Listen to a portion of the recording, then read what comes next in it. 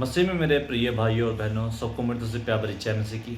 आज आपके बीच में एक बहुत ही अच्छा वचन लेकर आया हूँ, जो कि परमेश्वर की महिमा, परमेश्वर के वचन में से, परमेश्वर के कलाम में से मैं आपके बीच में शेयर करने जा रहा हूँ।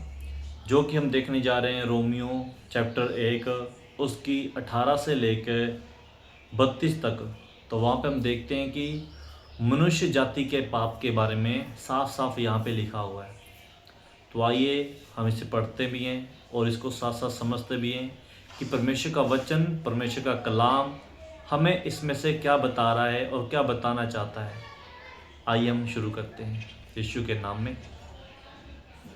मनुष्य जाति का पाप 18 आयत में लिखा है, रोमियो 1 के 18। परमेश्वर का क्रोध तो उन लोगों की सब अभक्ति और अधर्म पर स्वर्ग से प्रकट होता है जो सत्य को अधर्म से दबाए रखते हैं।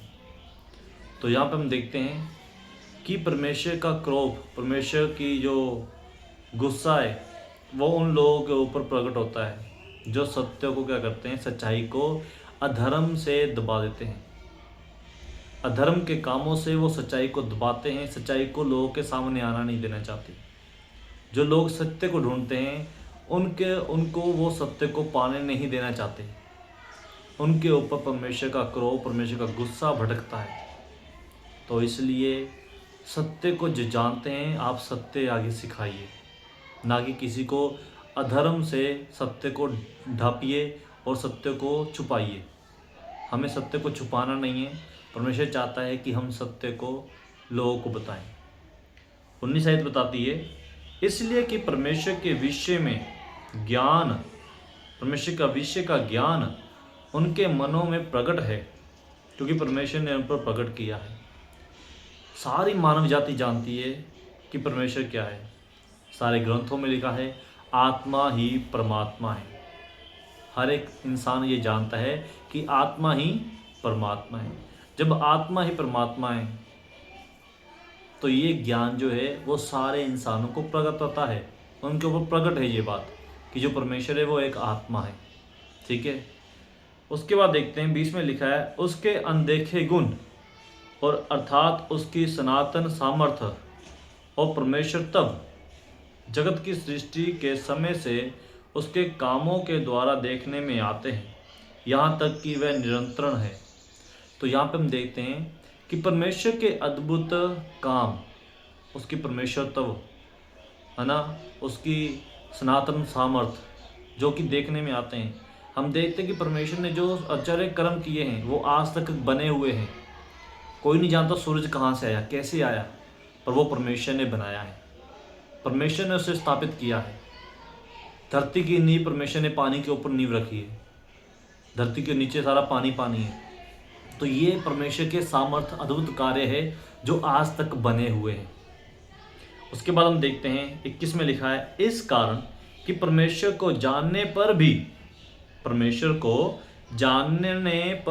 उन्होंने परमेश्वर के योग्य बड़ाई और धन्यवाद ना किया, परंतु व्यर्थ विचार करने लगे, यहाँ तक कि उनका निर्बुद्धि मन ऐसा अंधेरा हो गया। तो यहाँ पे हम देखते हैं कि परमेश्वर के ज्ञान को समझकर, परमेश्वर को जान करके, वो आत्मा ही परमात्मा है, ये परमेश्वर है। जो आत्मा है वो परमेश्वर है। ठीक है। वो कहीं दिखाई नहीं देता, वो एक हवा के समान है ना। आत्मा ही परमात्मा है। ये ज्ञान रखते हुए भी यहाँ पे वचन कहता है कि उन्होंने परमेश्वर के योग्य, जो उनको बड़ाई परमेश्वर को देने वाली थी, धन्यवाद देने वाला था, वो उनको न दिया, है ना।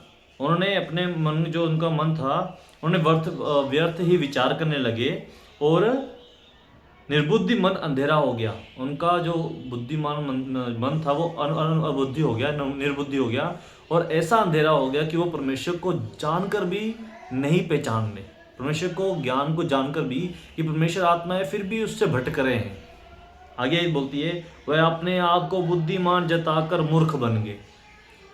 बहुत मानव जाति में आजकल ऐसा हो रहा है कि लोग जानते हैं कि हम बुद्धिमान हैं, हमने परमेश्वर को जान लिया, ये परमेश्वर है, परमेश्वर को खोज लिया है। वो बुद्धिमान बनकर अपने आप को मूर्ख बन बैठे हैं। ये परमेश्वर का कलाम, परमेश्वर का वचन हमें साफ साफ बता रहा है। ये क्यों बता रहा है, हम आगे देखते हैं।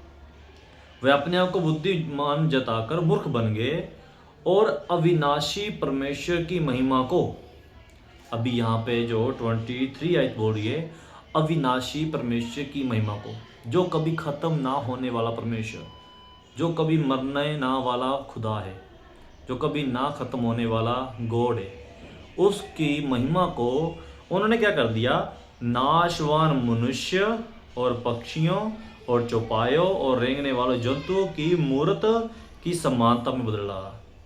तो इंसान इतना बुद्धिमान होकर अपने आप को इतना मूर्ख बन बैठा है कि उसने परमेश्वर की जो महिमा या दया धन्यवाद जो परमेश्वर को देना था, वो आज एक इंसान को दिया जा रहा है, जानवरों को दिया जा रहा है ना, पक्षियों को दिया जा रहा है, पेड़ों को दिया जा रहा है।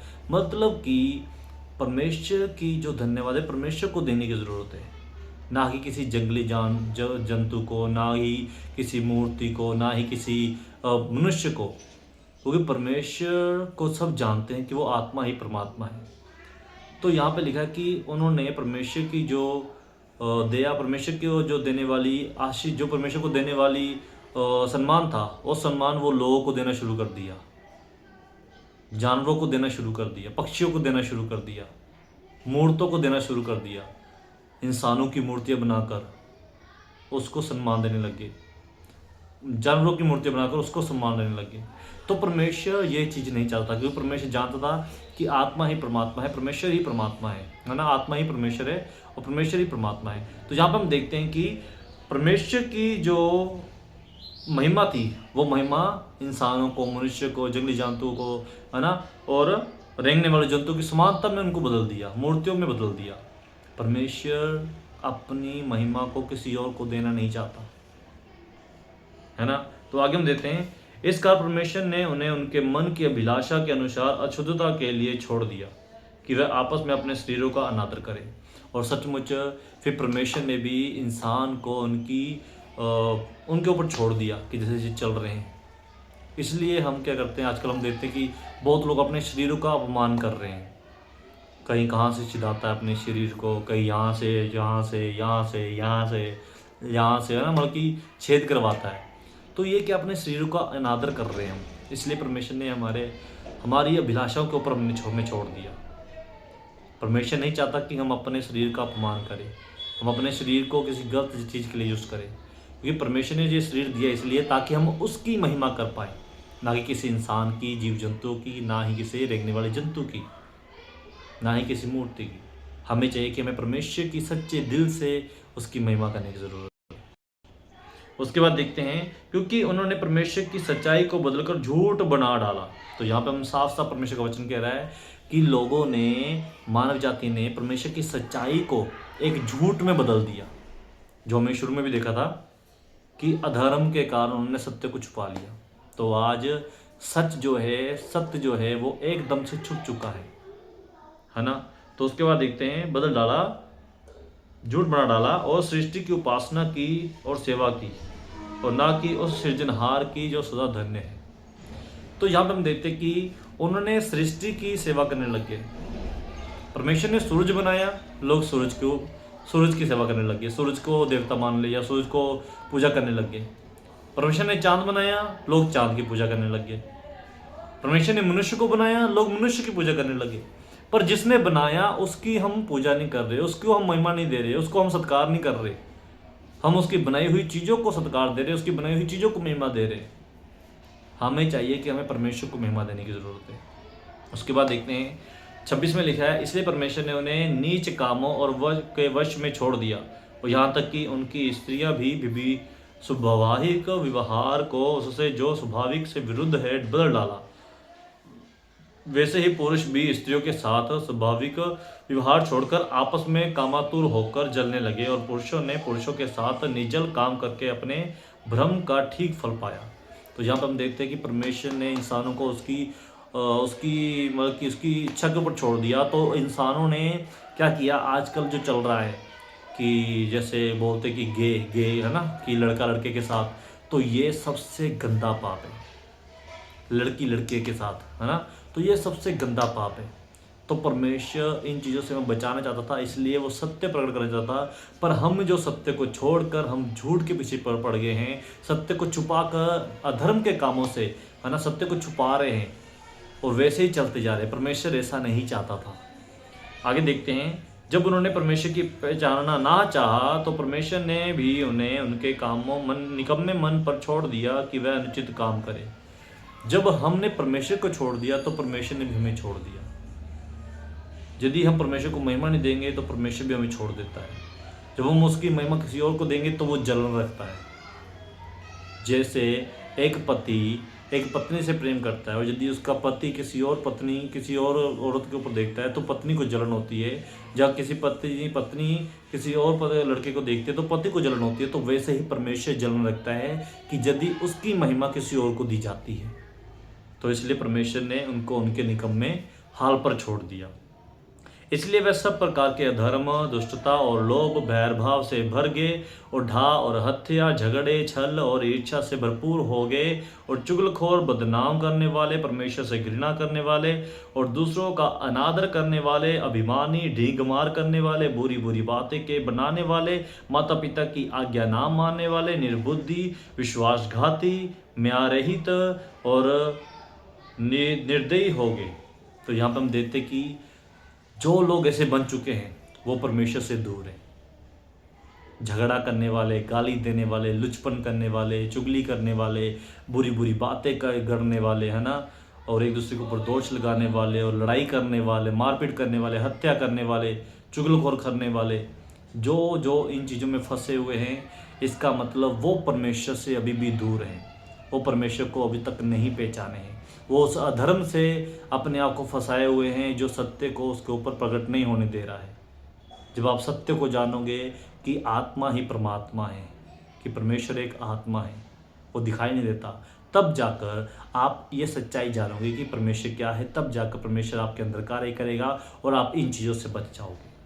और हम लास्ट वाली आयत में देखते हैं तो यहाँ पर लिखा है, वह तो परमेश्वर की ये विधि जानते हैं और ऐसे ऐसे काम करने वाले मृत्यु के दंड के योग्य हैं। और जो ये काम करते हैं, जो परमेश्वर को नहीं जानते हैं, जो भी विचार, गाली गलाची, लुचपन और ठगमार और लड़ाइयाँ, झगड़े, कत्लेआम, ऐसी चीज़ें जो करते हैं परमेश्वर की नज़र में, वो एक दंड के योग्य हैं।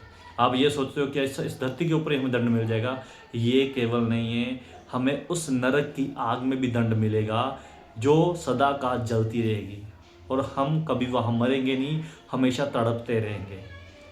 ये लोग कहते हैं, जैसे संसार बोलता कि नरक और स्वर्ग यहीं पर दिख जाता है। इस धरती पर कुछ नहीं दिखता।